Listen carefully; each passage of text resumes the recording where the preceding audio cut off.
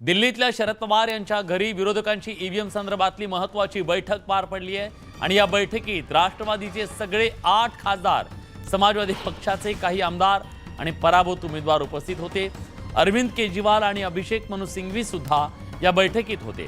विधानसभेत झालेल्या पराभवानंतर विरोधकांकडून ईव्हीएमवर आक्षेप नोंदवण्यात येतोय।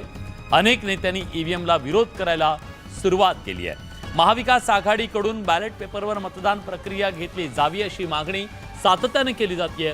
या पार्श्वभूमीवर ही बैठक झाली। दिल्लीत खलबत झाली।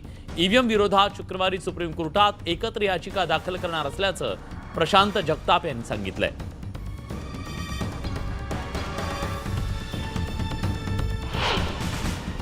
सुप्रीम कोर्ट जाने की बात तय है, जिसमें हम इसमें मशीन की टेम्परिंग, उसमें आज इलेक्शन कमीशन ये सारी मशीनों में जो डेटा है वो तुरंत इरेज करने के पीछे भाग रहा है। जो ओरिजिनल एसओपी है जिसमें ये सारे जो यानी क्या वोट जो है वो गिने जाएंगे, इस तरीके का फैसला है।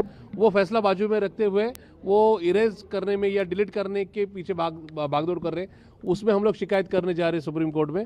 और उसी के साथ जो नाम ऐड और डिलीट हो चुके हैं 3 दिन पहले, यानी वोटिंग के दिन 3 दिन पहले, उसके ऊपर हम लोग शिकायत करने जा रहे हैं। और हम लोग सारे इंडिया अलायंस महाराष्ट्र में जो भी है, जो कैंडिडेट गिर चुके हैं, वो सारे लोग एक साथ मिलकर सुप्रीम कोर्ट में इलेक्शन कमीशन के खिलाफ जा रहे हैं। भाजपचे आमदार योगेश टिळेकर यांच्या मामांचं अपहरण आणि हत्येनं पुणे हादरलं। ना कुठली धमकी, ना खंडणीसाठी फोन आला। सतीश वाघ यांचा थेट मृतदेह आढळला। त्यामुळे आमदाराच्या मामाची हत्या का आणि नेमकी कोणी केली या प्रश्नाचं उत्तर अजून मिळू शकलेलं नाही। पुण्यातील विधान परिषदेचे आमदार योगेश टिळेकर यांच्या मामांचं अपहरण करून हत्या झाल्याची धक्कादायक घटना समोर आली। सकाळी मॉर्निंग वॉकला गेलेल्या 55 वर्षीय सतीश वाघ यांचं अपहरण झालं आणि संध्याकाळच्या सुमारास थेट त्यांचा मृतदेह सापडला। लवकरच डिटेक्शन होईल। निश्चित पोलीस तपास करतायत, योग्य दिशेने करतायत। सतीश वाघ यांच्यावरती दुपारी मांजरी गावातल्या स्मशानभूमीत अंत्यसंस्कार करण्यात आले।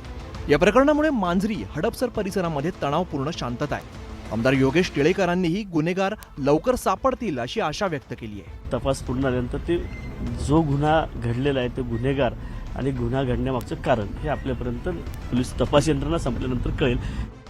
पोलिसांनी सीसीटीव्ही फुटेजच्या आधारे तपास करत काही जणांना ताब्यात घेतलंय। पण आता सतीश वाघ यांच्या मारेकऱ्यांचा शोध नेमका कधी लागतो, या प्रकरणाचं सत्य समोर कधी येतं, या प्रश्नांची उत्तरं मिळणं गरजेचं बनलंय।